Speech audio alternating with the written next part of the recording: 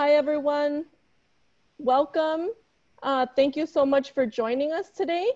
We really appreciate you being here. We are so excited to see so many folks here that are ready to start a Solidarity Fund at your school.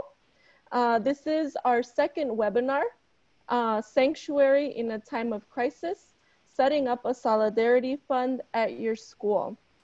We know that if you're here, it means that you are ready to start a fund and you're just trying to work out the details, learn a little bit more information.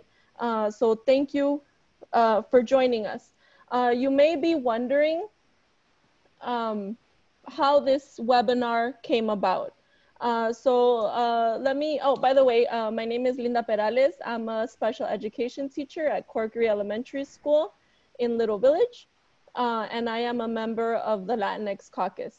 So all of the folks that will be presenting today are members of also of the Latinx Caucus and some community partners that will be sharing information with you regarding steps to set up a fund, the legality of it all, other methods that you can support families, how to have those difficult conversations with families, other organizations doing this work, and tying it all to policy. So that's a little bit of what we're gonna cover today. And once again, thank you for coming. The CTU Latinx Caucus put this together in an effort to help families. We've been doing a lot of work around bilingual education and sanctuary work. And Victoria, if you can actually share the slide, the first slide of the presentation, please.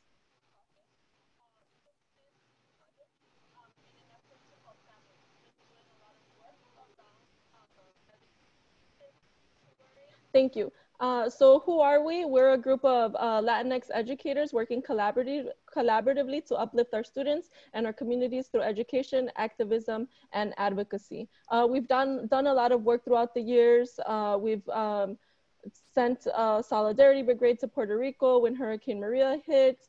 We have done work around the school closings. We built an altar on Day of the Dead around that. We built an altar around bilingual education and many other things. Most recently, our wins in the contract were around sanctuary and bilingual ed because we know that that work is really important right now. So next slide, please. In regards to sanctuary during this pandemic, on April 23rd, we did the first webinar that spoke about our recent sanctuary contract wins. We talked about resources that you can share with families that you're talking to in regards to food assistance, medical assistance, things like that. We briefly shared how to start a solidarity fund. We talked about the right to recovery and different commitments that folks could make, including supporting right to recovery, having a PPC meeting at your school to address these issues, sharing the information in your Google Classroom, and making a pledge to help different funds that have been set up throughout the city. So that's all of the work that we've done. And actually from that webinar, we got so much feedback about starting a solidarity fund. So that's how this webinar came about. And starting a solidarity fund at your school.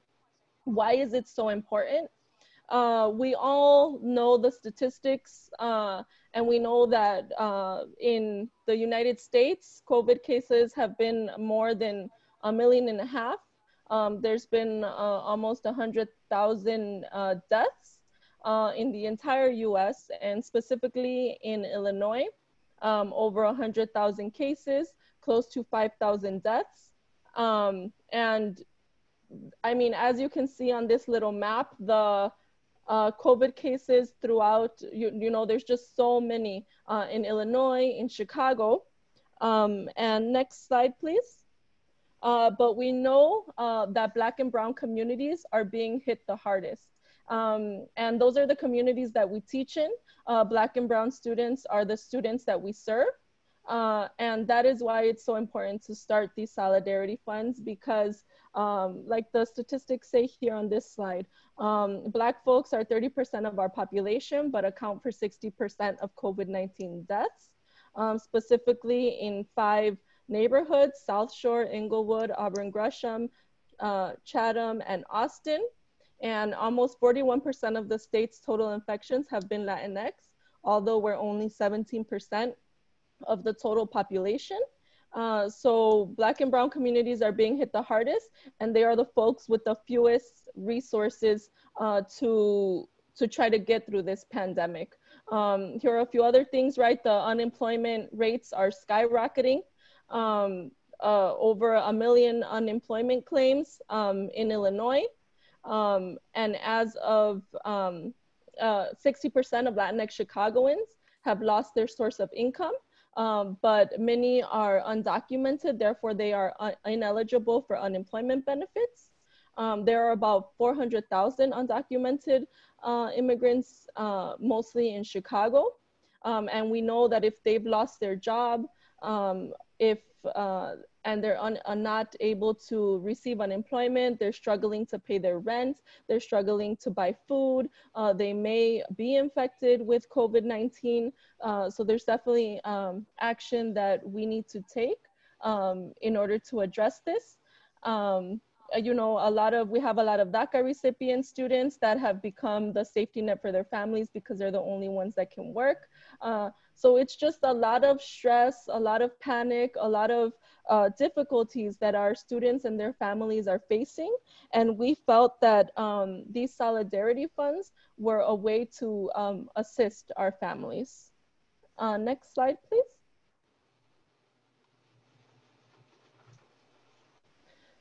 This is a list of current solidarity funds that have been started throughout CPS. A lot of the folks on this webinar have started these. And just to name a few, if you see all of the funds have solidarity in the name, because when we started thinking about this idea, we definitely feel that it's important to have true solidarity with our families. This is not a form of charity, it's a form of solidarity, an effort by the people, for the people, by the community, for the community. And at my school in particular, Corkery Community Solidarity Fund, the last one on the list, we raised about $4,000, and just Sunday and Monday, we were able to distribute $400 to 10 families to help them pay their rent, buy food, things like that. And all of the solidarity funds that are listed here have been doing this amazing work. And we're excited to see that you're willing to start a solidarity fund at your school. So next, actually, we're going to hear from Celeste Esquivel. She is a pre-K to 8th grade music teacher at the Yon School of Fine Arts. And she's gonna talk to you all a little bit about how to start a solidarity fund at your school. Thank you, Linda. Hi, everybody. I'm Celeste. So before I go ahead and start my portion, I do just want to give a big shout out to the art teacher and delegate at my school, Erin Lynch. It was her idea to start a solidarity fund at my school, and I loved it. We hopped right on, got a team together, and got it started. So I'm just going to speak on my process and to hopefully help you start one on yours. I do also want to acknowledge, I know that there's been a lot of concern around the legality of these funds. Everything that we are showing you and that we are recommending you do is completely 100% legal. I know there were some schools with concern using their school name. As long as you have a disclaimer in your communication saying that it's no way affiliated with your school or CPS, it's perfectly legal to use the name. If you have any more questions on the legality of it, please hold off on them, because we do have a lawyer that we brought in to kind of talk about it in more detail, okay? So next slide. All right, so first things first, you can't do this alone. We're all going through a really difficult time, have a lot on our plate. First step is to assemble a team, right? Communicate it out to staff and people in your school community. This team should include various community members, such as parents, LSC members, school counselors, teachers, SICAs, etc. You know, whoever is willing to jump on board. I believe my team has about 6 people on it. All right, so get a team together. Second step is to create a Solidarity Fund email account, right? Do not, since it's not affiliated with CPS, do not use your CPS email. And also you don't want to use your personal email account. You want just a centralized location for referrals to come in and be able to access your teammates, okay? So I'll go ahead, next slide.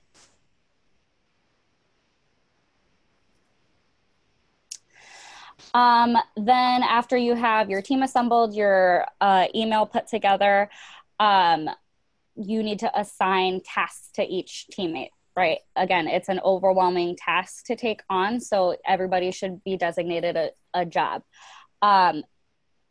Also, if you do have any questions while I'm talking, please feel free to use the Q&A function, okay? So for my team, we have the person who's in charge of the money. This person is the one who is going to be creating the Venmo account and be in charge of collecting and distributing the funds. Then you have verifiers. These are people who are going to verify that the families referred to your fund do indeed attend your school community and are part of that school community. At my school, the verifiers are myself, the art teacher, and the counselor, because we service the entire school. So we have a relationship with everybody who attends and are able to verify that. And then lastly, email account managers. This is something that we all take turns on. We're each assigned a day of the week to check our Solidarity Fund email. This helps make the task less daunting, right? And keeps it organized. All right, after that, you're gonna wanna set up a Venmo account. And I say Venmo because that's the one that we used at my school. I know that there are other options out there, and I'm gonna talk a little bit through our thought process on why we chose Venmo and not other ones, okay? So for the Venmo, it's nice because it houses the money on an app as opposed to transferring it directly into your bank account. So it lives in the app and then you can move it from there, okay? Other options are Zelle. We chose not to do this because it transferred directly into the collector's bank account, so that just kind of gets mixed in with personal funds. With PayPal, there's a service charge if you're not friends with the people who you are paying. And then GoFundMe takes a percentage of the donations collected, and we just want all of these funds going straight to our family's hands. We don't want them going elsewhere. Another thing, if you are the money collector or distributor and you do have a Venmo account, you can only set up a Venmo account on one bank account. So you are going to have to clear your personal Venmo account and rename it and fix the privacy settings. If you don't have one, then just create one from scratch. But there is going to have to be a debit card or bank account tied to it. The nice thing is that the money will just live in the app, though, unless you choose to transfer it into your personal account. Next slide. All right, so then you're gonna, after you have all of these pieces in place, you're gonna wanna roll out communication. What's really nice is that we're gonna send out a relief fund toolkit to all of you after this with templates on your rollout communication, email templates, etc. These will be available to you in English and in Spanish. So for our rollout communication, I gave you an example over here in the slide. It tells the purpose of the Solidarity Fund, the Venmo information, the email, and then the people on our team to contact. We have a large population of Spanish speakers at my school, so we made sure to note which contacts were bilingual. This communication was sent out on behalf of admin to all our staff. And again, note that disclaimer at the bottom. It's super important because that ensures that you using the school name in your fund is completely legal, okay? Then you're gonna wanna create a flyer and share that on social media. Wanna summarize that information on the flyer. Venmo is really nice because it gives you a QR code so people can easily donate and continue fundraising throughout the week. I know I post mine every single payday. Fridays are a great day to post this flyer, remind people on social media to continue to raise funds throughout the process. All right, next one. Over here, you'll see examples of flyers that were created by schools for people to donate. So these are things that you can create for your school community as well to share throughout social media. Next slide. All right, and then you're gonna want to get all hands on deck, right? That all teachers and staff should be included in on this process. You'll see that we have a needs assessment phone script that we've provided you. This will also be available to you in Spanish. And the reason I want you to note that I put teachers and / staff, because we want to provide multiple modes of entry for people. These are very difficult conversations to be having and difficult topics to reach. And different families in your school are going to have varying relationships with the people. So maybe you have a family member at your school that feels more comfortable talking to a SICA or a TA or the counselor, right? And making sure that you're providing ways for people to feel comfortable reaching out. Then you're gonna wanna refer these families via the email, the Solidarity Fund email that you created. So these families would either directly contact the Solidarity Fund, or the teacher or their person of contact at the school can email the Solidarity Fund on their behalf with their email information, if that is something that they are more comfortable with. Next slide.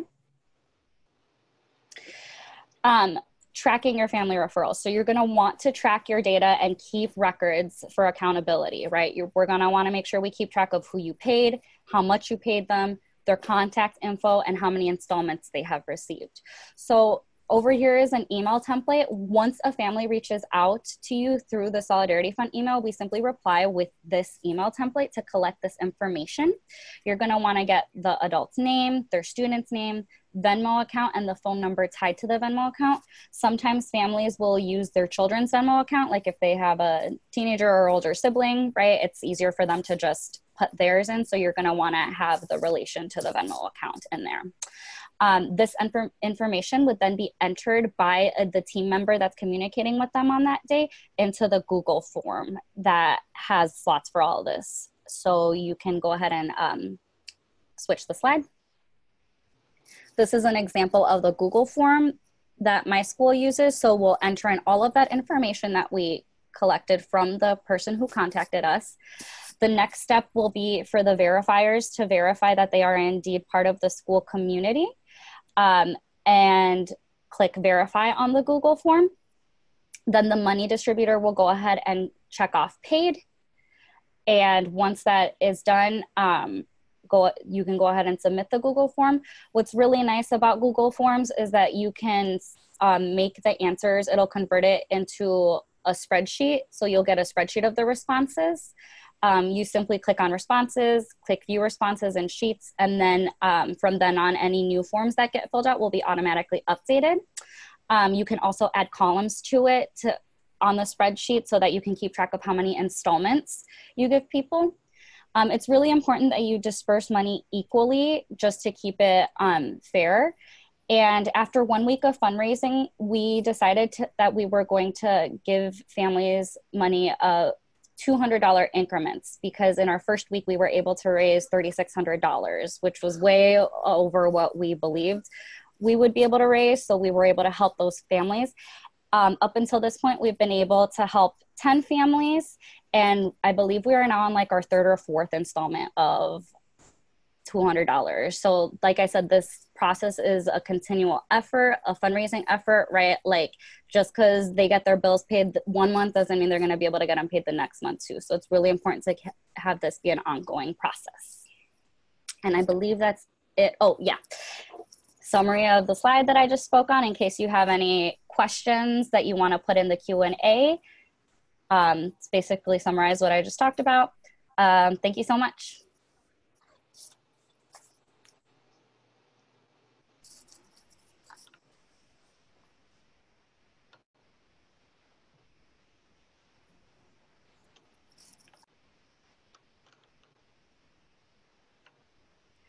Linda, I think you're on mute. So sorry. Thank you so much, Celeste, for sharing such valuable information. I know that when I first started my Solidarity Fund, I reached out to you and you were super helpful. So thank you so much. And remember everyone that this is the way that Celeste did it at her school. And you may have like little tweaks that you have to do at your school to make it work, but this is like the general outline for you to follow.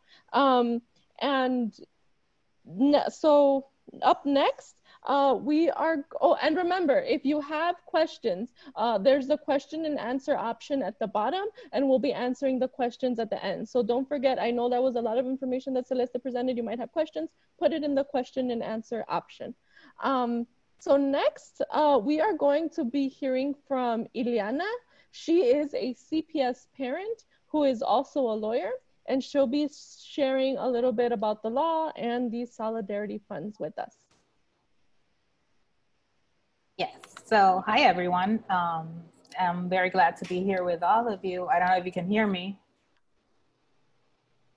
Okay, thank you. So my part in this is to talk about all the concerns, the legal concerns that this might raise when you want to start creating your fund, which is totally understandable. But first of all, I want to repeat what Celeste said. This is a completely legal form of raising funds for the families in your schools, in your school community. The three main questions that have been asked about the fund per se was, the first one is, which is preferable to do, a separate community fund or to do referrals to other organizations that are raising funds or starting efforts, relief efforts for these families. Obviously, those two ways of going about have different requirements regarding legal issues. The Solidarity Fund per se is seen as a separate community fund that doesn't require the different steps that an organized nonprofit organization would require. And that has to do with all tax related things that I would go into a little bit further. However, if you want the funds to be dispersed in a quicker manner directly to the families in need of your different schools, that is why we chose to do a separate community fund. Because you don't have to go through all the steps that would require for those families to receive funds from other organizations that are doing it. That doesn't mean that you can't refer the people to those organizations so they get additional help or different types of help. We've had families that need have specific needs, specific questions about their specific family situation. So we give them the resources so they can ask those organizations or those other community efforts for the aid or the help or the whatever their specific need is. But regarding the funds that are being raised by our school with our Solidarity Fund, this is a separate community fund that it's completely legal, and its practicality is what's beneficial in these times. Because as I said, you don't have to register your nonprofit organization. This is not considered a nonprofit organization for tax purposes. It's just a community effort by the community for the community. So the answer to that question would be, it's easier and quicker to do the separate community fund. But it's important that you know that it has to have all the steps that Celeste highlighted in her presentation. How to go about it is what's going to determine what requirements you have legally in terms of tax, etc. For example, if you do this as a community fund, it allows for the funds, as I said, to be dispersed quicker, in a quicker manner. It's considered a direct relief to that person or family that needs the aid. And you can cross all that red tape that in the other steps required when you're going through a nonprofit. Meaning it could be a screening process, because here the screening process is done by, as Celeste said, by the teachers or the admin or the staff that know the students and can vouch that these are students from their school, so they are entitled to receive the relief fund. So that is why we chose to do a separate community fund to help these families in need. In terms of using CPS to communicate about this, admin, teachers, and obviously the community can promote it. Using the name of the school is perfectly legal when you are creating this type of community fund. CPS has policies around what's all related to donations, grants, etc. But that's separate because that's when they're donating to the school as a school unit. So there are policies established for those type of donations, grants, donations specifically for a school, but this is not is not considered a donation to the school. This is for the school community, the people, families that make up that school. So that's why it doesn't have to go through the CPS policies already established. However, going back to the name, the usage of the name, you have to identify your fund. The families and the people that are going to donate need to know who they are donating to. So that's why you establish that this is the whatever school solidarity fund. And you always include that disclaimer. That's the most important thing, because that's the thing that's going to help you identify what type of community effort this is. This is not affiliated to the school, and you should put the specific name of your school or CPS. That disclaimer also includes that this is a tax-exempt donation. That is very important because some people might ask, can I use this donation for my tax purposes, etc.? No, this is a tax-exempt donation.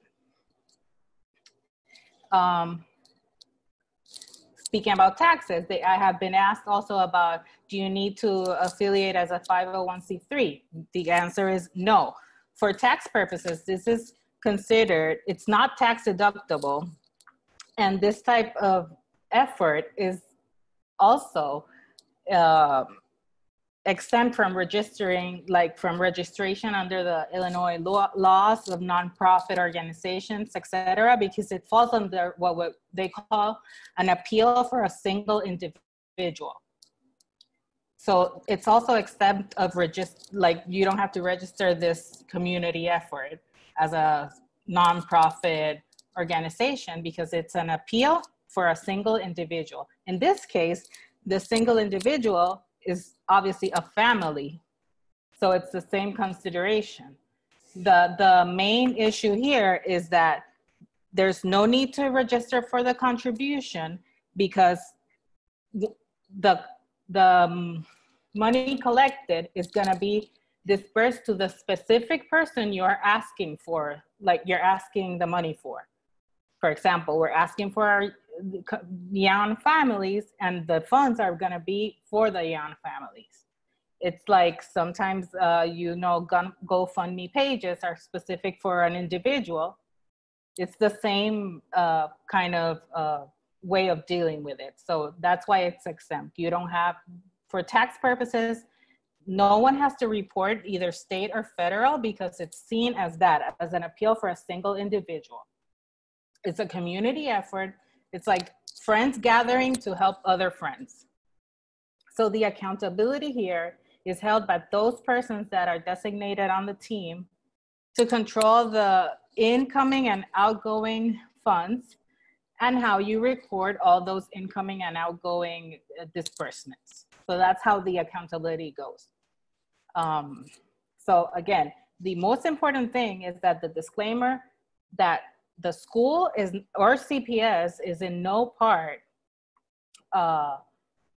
affiliated to the effort that you're carrying out in your school. It's tax exempt. This is not, you don't have to file anything tax related because again, it's an appeal for a single individual. Obviously we take that as a family as the individual or a single person as the individual.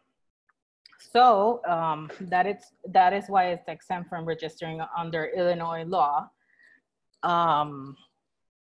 Again, I say that you can see this as all those GoFundMe initiatives started by a group of people to help another group of people. So that's basically in terms of tax and the usage of the name. Again, I repeat, the name of the school can be used. And you can use admin and teachers and staff can send emails about the fund, including that disclaimer That's how we started. Our admin sent our initial email just to notify our whole community that this was available for them. They did put that disclaimer, and then we continue to put that disclaimer in all of our communications. But admin can promote the effort because they're also part of the community. So I don't know if there's any other questions. Feel free. If you want to post my email on the somewhere. Ileana, thank you so much for sharing that info. I know a lot of people had a lot of those legal type questions, and I'm sure that your information helped clarify those that confusion that some people may have been feeling in regards to that. Remember that if you still have questions regarding any of the legality or anything that's stated, there's the question and answer option at the bottom of your screen that you can click, and we'll be answering questions at the end of the webinar. So next, we are going to hear from Roxana Gonzalez. She is an 8th grade social studies teacher at Prieto Academy, and she's gonna be sharing a little bit about other methods of support for families and how to have these difficult types of conversations with families. Great, thank you so much, Linda. So one of the things that we are doing at Prieto Academy is also providing families with grocery support. So Victoria, if you can hit the next slide.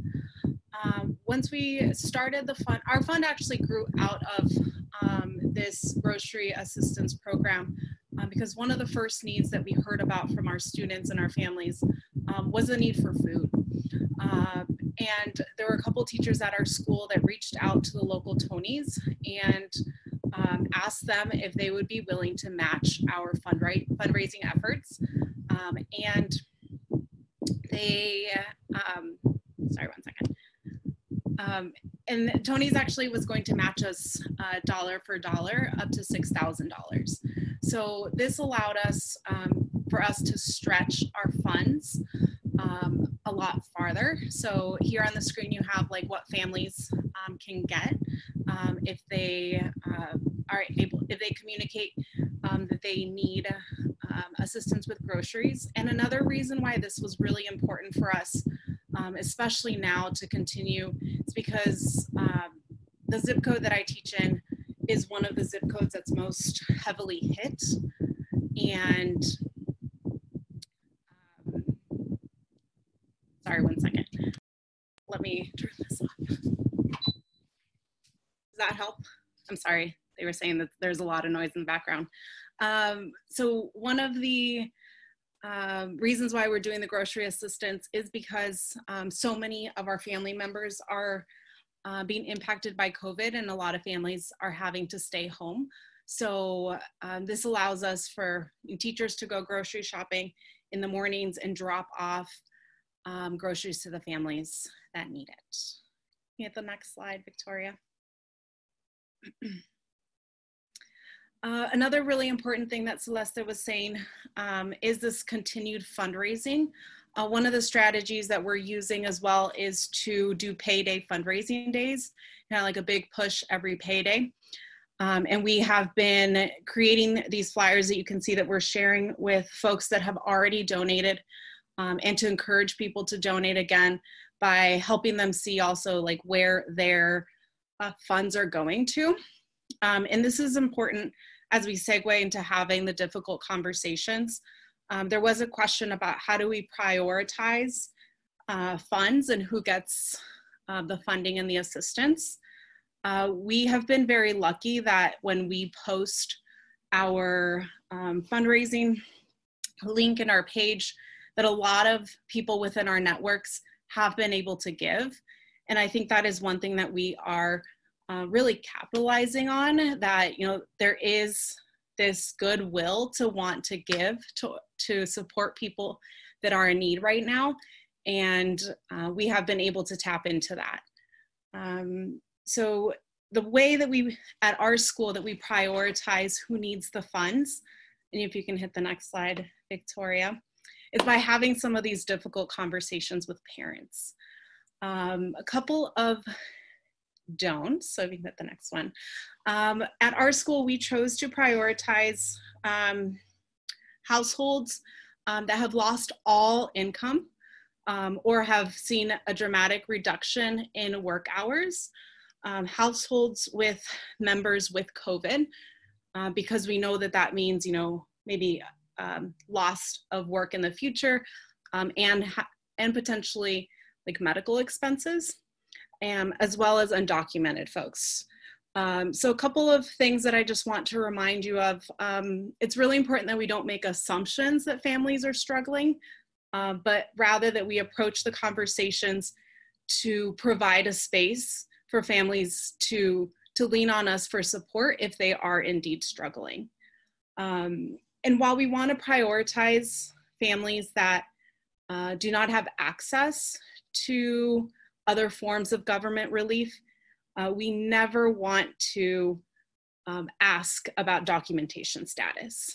One of the ways that we can like softly ask about that, or kind of gauge the type of assistance that families need, is if a family does share that they have lost employment, asking if they've been able to apply for unemployment or SNAP benefits, and also respecting different families' boundaries and knowing that not every family or parent will feel comfortable sharing. But I do think our due diligence is to provide a space to have those conversations. A couple of things that have worked really well for me: creating opportunities for parents to contact me, sending weekly emails where I ask, like, can you send me an update? Do you want a phone call? And that allows the parent to also kind of decide to enter that conversation. So it's not just like a cold call, even though I do those as well. And asking a lot of open-ended questions. I start most of my conversations just by stating the truth that so many people have been affected, and asking how things have changed for them in their homes. When I do like follow-up calls from one week to the next, things are changing really quickly. Is everyone at home safe and healthy? And just reiterating that these phone calls aren't, some sort of like, check-in or like interrogation. It's really about like wanting to make sure that our students and their families have what they need. So this next slide is just a brief outline of like how I go through my conversations. Obviously introducing myself. I find that like as soon as we're able to kind of break the ice of like, this is the teacher calling you, it definitely helps. I've been at my school for 5 years, so just like knowing families for a while now, I'm able to make those connections. So definitely lean on the teachers who are have those really strong connections with families. Asking those open-ended questions, and if it seems appropriate, then like offering the support to families. I have had conversations where I've offered the support and the families have said no, and that's okay. But I've also have had families that have said no and have later called back and said, you know what, I think that would actually be really helpful for us. And then always just ending the call by letting them know what action steps I'm going to take and if there's anything else that I need from them. We've been very fortunate at our school that we've had enough funds to fill all the need that we've gotten. And we've continued to fundraise because we know that, as this goes on, the need is going to continue to grow. And one of the things that we are pivoting towards is looking at investing in some hotspots to give to our students who still do not have access to internet or are struggling with like the bandwidth of their internet.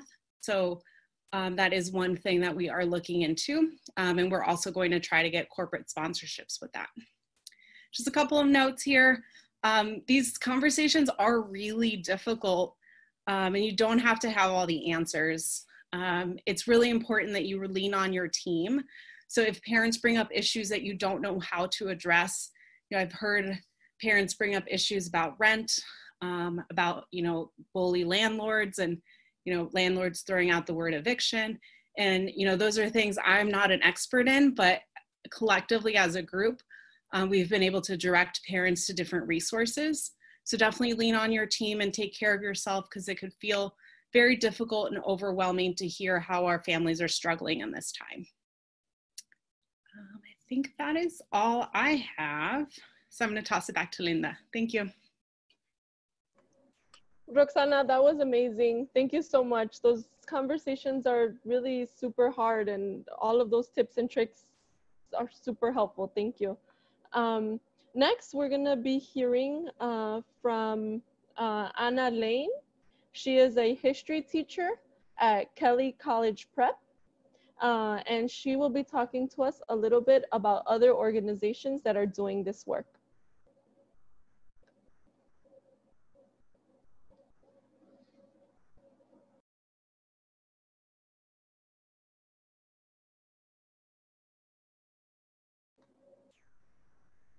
Anna, you're muted. Sorry. Okay, guys. Hi. Like Linda said, I'm Anna from Kelly College Prep. I just wanted to take a few minutes to uplift the work, the amazing work that our partner agency, BPNC, Brighton Park Neighborhood Council, has done for our communities, our community, especially many of our Kelly families. So Brighton Park Neighborhood Council had, they have a long established relationship within, inside of our school and within among the Brighton Park neighborhood. So they had created, right the first week out of school, they had created a needs assessment survey, and they had emailed it to many of the parents who were already, their children were already involved in BPNC funded programs. So through that grew this needs funds for providing cash assistance for these families. And BPNC's top priority currently, well, since day one, has been to give cash assistance to undocumented families.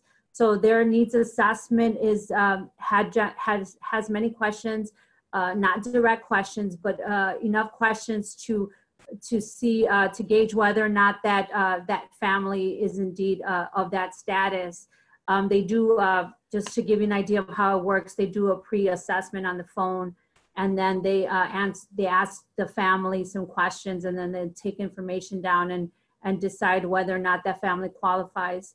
Again, the top priority for BPNC is our undocumented families, because they are they have been the most affected economically in Brighton Park. If you haven't seen our statistics, it's pretty horrible in terms of job loss, and we do know that undocumented do not qualify for any financial assistance from the government. BPNC has been providing $500 cash assistance. Referrals have been taken. So like I said, BPNC is our partner school. So fortunately, we have that very strong connection. So many of my colleagues have referred names to me or directly to BPNC, and BPNC was able to connect with that family and provide that assistance. So very, very grateful that that this community organization is inside of our, is in our neighborhood helping these families out. And then I just wanted to give a little shout out to Back of the Yards as well. They were inspired, actually one of my friends was inspired by the first Latinx Caucus webinar on setting up a fund that she decided to go back and take it to her Brighton Park neighborhood teacher friends and community members, and they decided to create a Back of the Yards Family Solidarity Fund. And that one is very, very cool, because there's many of schools that are listed on the slideshow. they are all involved in setting up. They were all involved in the committee, and also in talking about who's they look in the needs assessment, and they also provide the information about who qualifies, or how should we make this fund, how should we roll it out in terms of who qualifies, right? So they also partnered up with Brighton Park Neighborhood Council to get feedback, and so I'm really happy that Brighton Park Neighborhood Council is reaching out to southwest side neighborhoods as well, including Back of the Yards. And that's basically it. And just want to give a quick shout out to neighborhood agencies. You know, if you do have a neighborhood agency in your school, in around your school, I suggest as a teacher, you know, as a community member, get involved with in some way, volunteer, or in some way find out what your neighborhood council agency provides, right? Because I know at the Bryant Park Neighborhood Council, they provide many services that they have provided for many years, right? They provide assistance for paying bills. They provide services for housing. They provide many services. And Bryant Park has been pretty much helpful in many ways during this pandemic. So my suggestion is to, like, if you are fortunate enough to have a agency in your neighborhood, you know, learn about that agency, you know, make those connections, right? Have that agency make connections with the schools if there aren't any, because, you know, they definitely have been a stone for, you know, for our neighborhood. And, you know, like I said, Kelly, we're very fortunate. Many other schools in Bryant Park are very fortunate to have their support. So thank you. That's it. Thank you, Anna, for sharing. It's definitely important that we make those connections, right? We can't work alone.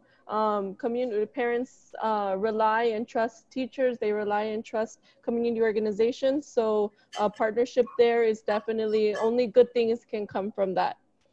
Next, we're going to hear from Victoria Rosario. She's a pre-K to 8th grade music teacher at Rogers Elementary. And she's gonna tie this to policy. Hi, everyone.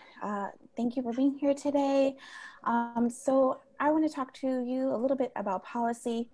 As we know, COVID-19 didn't necessarily create the crisis that we have. It only expanded the problems that we're having in our society. With a lack of social safety net, we have seen how this pandemic has really gone through our communities and really hurt a lot of people. I'm here to talk to you a little bit about the Right to Recovery and how it was formed and what we are doing. We know that these solidarity funds won't necessarily help all of the need that is out there. As Linda was saying, there's a huge amount of unemployment in the state of Illinois. I think the statistic 1 out of 3 households in the United States has lost income during this time. And there is those of us in the most affected and most vulnerable in our society that are really feeling a loss right now. The Right to Recovery is a coalition of over 50 organizations, including Chicago Teachers Union, including United Working Families, SEIU Healthcare, and many others, and elected officials. It was formed right at the beginning of the stay-at-home order in Illinois, and this group has come together to put together a list of demands that are triaged into 3 parts: immediate and long-term, at the city, state, and federal level. You can see a list of their demands at their website here. There are demands on community health, healthcare, right to water and power, demands for families and communities, right to liberty, safe and working conditions, right to housing, public education, and income security. A lot of demands, but basically we're trying to make sure that recovery is for all, not for just a few, but even for the most vulnerable of our society. Let's get back to our screen. Yes, I'm in charge of doing this and I'm doing an okay job. All right, so we know that recovery in this pandemic is a human right, and our most vulnerable and most affected should be able to recover through this. We have done work around housing. Most recently, we supported a bill that Delia Ramirez brought to the state legislature about a 180-day rent and mortgage freeze. Unfortunately, that bill didn't pass. And the effects of that bill that did pass is that we were able to increase the funds that renters can apply for that are in need by 90%. So if you are in need, you can apply for a fund if you are of below 50% income in the state of Illinois and receive some kind of grant to pay your rent. We don't think that's enough, and we need help getting our message out and more recovery for all. And so we're asking for people to join the Right to Recovery campaign. We know that more and more people are going to be feeling the effects of COVID-19 and this pandemic, and more is needed for us to get through this, especially our undocumented, especially people of color, our Black and Brown communities that are suffering the most. And so please join. We also are considering building a world we want to see post COVID-19. This pandemic has shown us that we were not prepared for its effects. And we know that in the future, this will come across again. So join the Right to Recovery. You can go to our website at www.righttorecovery.org. It looks like this, and just join us. And that's all you have to do, fill out a form. It could be as simple as getting updates from the Right to Recovery campaign, making a phone call to your elected leaders, or if you feel like doing more, showing up to our caravans or helping do phone banking to our communities. That's all I have to share. Let's go back to the slideshow so that you can see. Please consider joining the Right to Recovery campaign.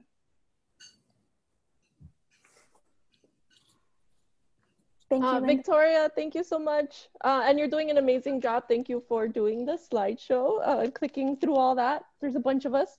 But yeah, definitely, thank you so much. Like, right, the Black and Brown communities are being hit the hardest, our most vulnerable communities. And we know that that's not because of individual health choices that people are making or individual behaviors. It's like structural factors in our society that are like rooted in racist policies and discrimination. So we definitely know that the right to recovery is important. We know that these solidarity funds are not the only thing that, you know, that can help our families. We need real action from our elected officials for sure. So we have gotten to the end of the panelists speaking, but actually now it is time for our question and answer session. So folks have been asking questions throughout the webinar. Some folks have been getting their questions answered, and some we're going to answer live. So just give us a few seconds so that we can figure out our first question that we are calling on. Our first question that we're answering, I'm sorry.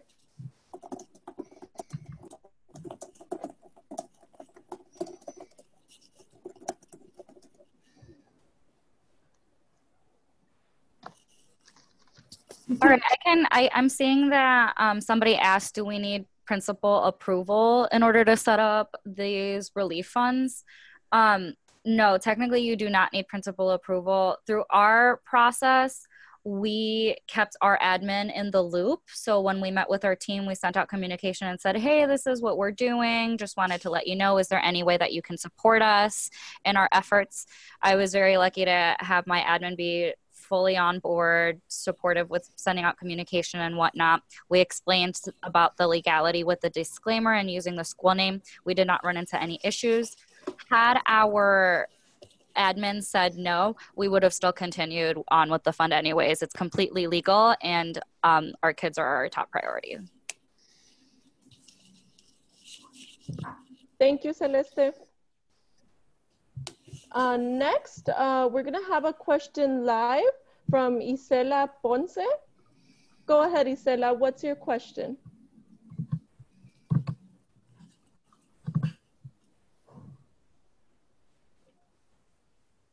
You hear me? Yes. Okay, thank you.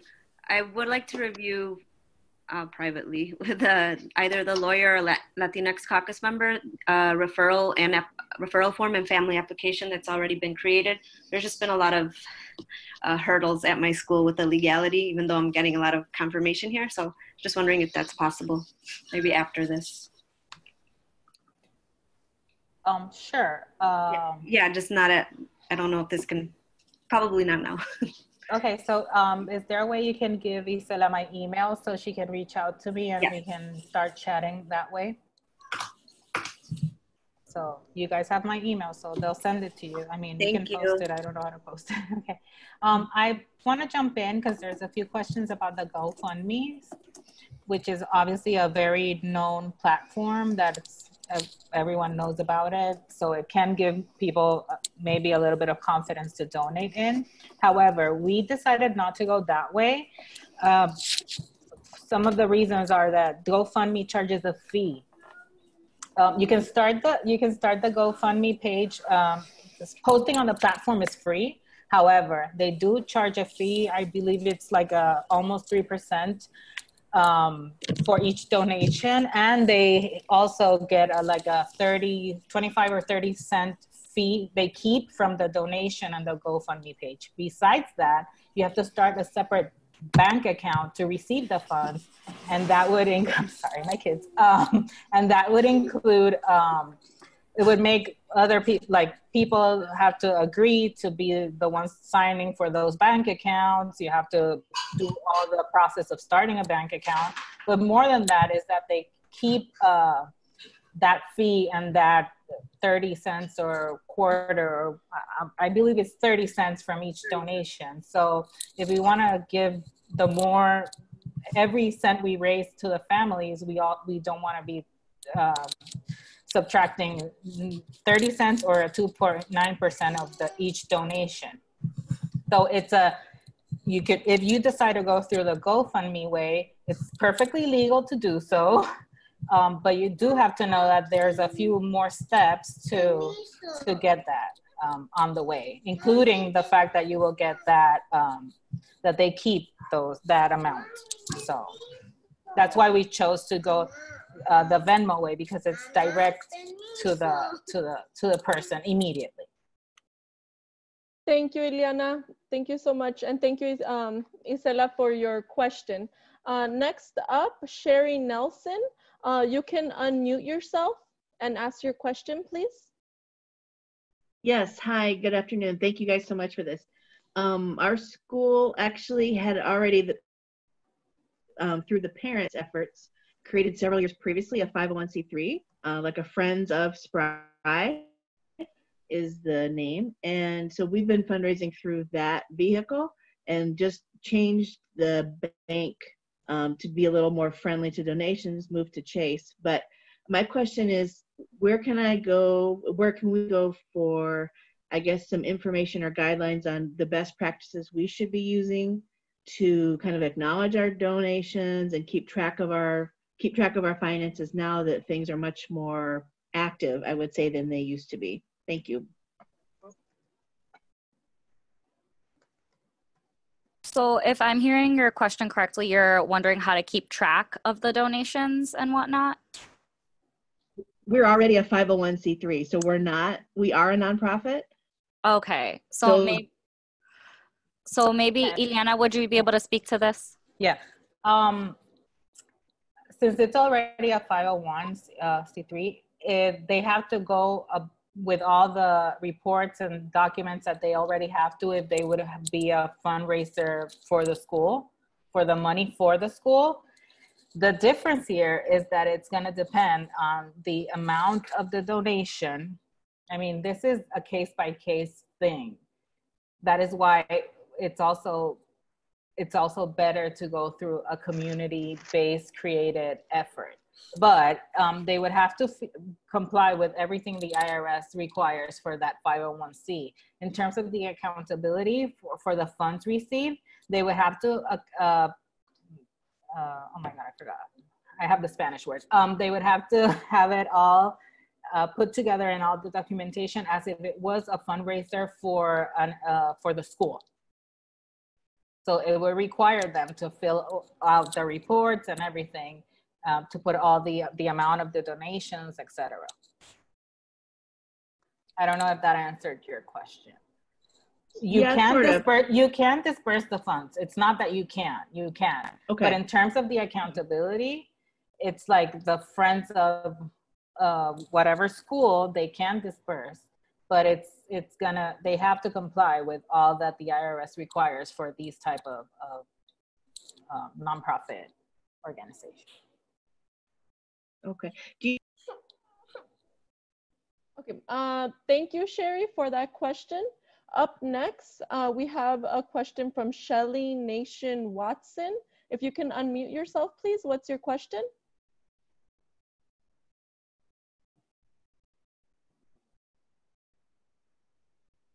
Sorry. So my question was, like about the second week in, I created a needs assessment, and for the parents. And so through the parents, we found out a lot about like the technology, food, clothing, and so forth. And so I was just wondering if we can use that needs assessment and maybe resend the parent needs assessment back out, because I had approximately almost 25% of the parents responded.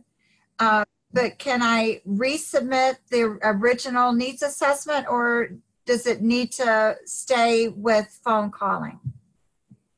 I can speak to that. At our school, we did create a Google form that parents can fill out as like a need assessment. It asks a couple broad questions, some open-ended questions, but also allows parents to kind of check off things they would need help with, which included rent, paying for bills, like applying for like government assistance, food at home. And so when parents fill that out, that is something that our team monitors. So we use that information and often like circle back with the parents. So my gut is kind of telling me like, you don't have to resend it out, but maybe follow up with the parents who already had expressed a need, especially if this was like 2 weeks into it. Probably the need is still there, and that can be a good place to start. Yeah, because my concern was that now that we're way further in, those assessments might have changed. Oh yeah, definitely. And I would, circle back, maybe do send it out again. But you probably have a good starting place for knowing a couple of families who might need the help right away. Absolutely. Is it okay to resend it out?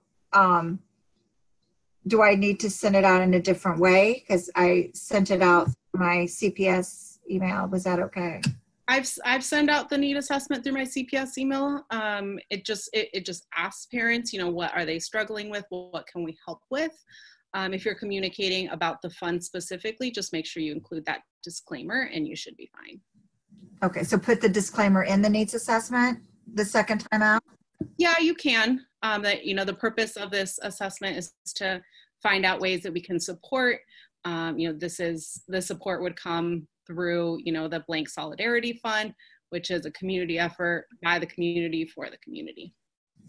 Okay, thank you very much. Mm-hmm. I wanted to, before we jump to the next question, there was a question about what we're going to do during summer, so I can answer that. At our school, we have decided that as long as we have funds, we're going to continue helping families. That includes both the grocery assistance that we're doing. We're hopefully going to either get Tony's to match us again or go around to some different grocery stores to see how else we can support families. As long as we have funds and we can continue raising money, we want to continue supporting parents. So we've already asked our staff through an update email who would potentially be around to either do drop-offs or at our school, sometimes we do cash as well, because there are some families who do not have access to Venmo or bank accounts. So we do some cash drop-offs as well. Thank you so much, Roxana, for sharing that. And thank you so much for your question, Shelly. Up next, we have Aaron Bingea. He has a question. Go ahead, Aaron. Yeah, I mean, could you talk more about the cash drop-offs and how you work the technical aspect of going from Venmo funds to cash? And by the way, thank you so much. This is so helpful. I can talk about that unless anyone else wants to jump in. Yeah, and then you can answer that specifically. And then Aaron, there's another alternative method that we also did. So I can speak on that after you, Roxana. Okay. What we're doing is we're just keeping track of everything through Venmo notes. We've changed our privacy to be private so that no one else can see our transactions. And we have a pretty extensive Google Doc where we are an Excel sheet where we're keeping track of all money in and money out and making sure that those numbers add up. And Venmo also does email you a end of the month summary of your spendings. So we are going to keep track of those as well.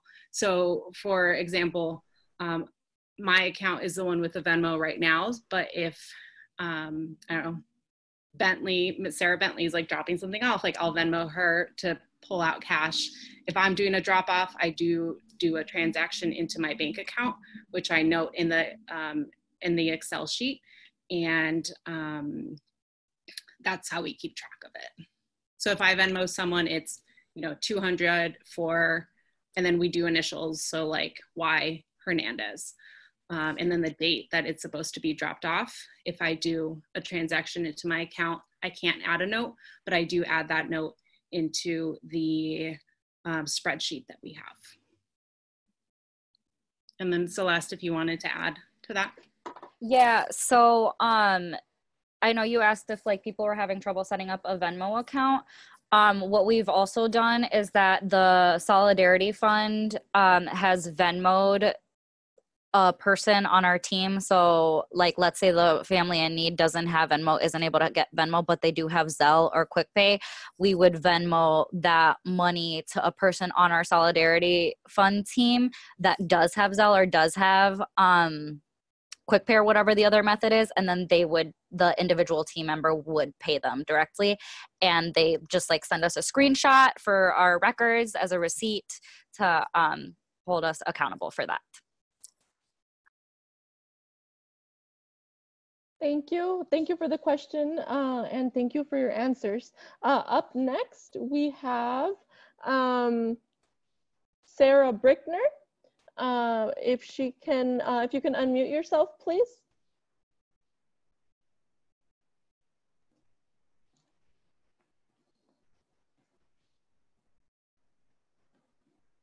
I think you were unmuted for a second, Sarah. Hi. Hi. My question was just answered. I was just wondering about the summer because I'm a school social worker and I'm starting to feel like it's as excited as we all are to take a break from this online experience. It's been so challenging to so many of us. It's just cruel to think that, our work is going to stop over the summer. So we started this fund and over 2 days we've raised almost $2,000, which is amazing, but we've not done anything that was recommended in this PowerPoint. So we're going to be backtracking to make it a lot better. But so that was my question about the summer. So I think I agree with the last speaker that as long as the need presents itself, that we can find the manpower to do it. Sarah, what school are you at? We're at Roosevelt High School. Mm-hmm. Well, I mean, definitely whatever you did, you've raised $2,000, so you're doing something right. Definitely, it'll be a little bit different for everyone, and we just hope that this can give you a little guide, but it seems like you're on a roll so far. Well, no, this has been so helpful, so thank you. I've already got an email drafted to the team of 4 that raised their hand and said they wanted to help, so we're excited to get started. Awesome, thank you. Thank you. Alrighty, our next question is from Caitlin Sheehan. Caitlin, go ahead with your question. Hi, this is Caitlin from Clinton School. This has been super helpful. Thank you. We have a group of people who've been meeting a couple times and we're getting ready to launch. I think my question was mostly answered already, but I was wondering, we are planning to set up a GoFundMe, and we have some teachers who are really savvy with like setting up a bank account, and we're looking to do that and then pay out through Venmo and cash. And I was just wondering if there were any additional like legal issues with that or with accepting donations through GoFundMe. Hi, Caitlin. Again, there's no legal issue with creating the GoFundMe besides the steps that obviously you know and the teachers who are helping you set it up know. Also, the disclaimer has to be there that's very important in the page and all the text you use to promote the GoFundMe, and the text in the GoFundMe has to have the disclaimer about the school, that it's not CPS or school affiliated. But in terms of raising and dispersing the money through GoFundMe, there's no extra legal issue.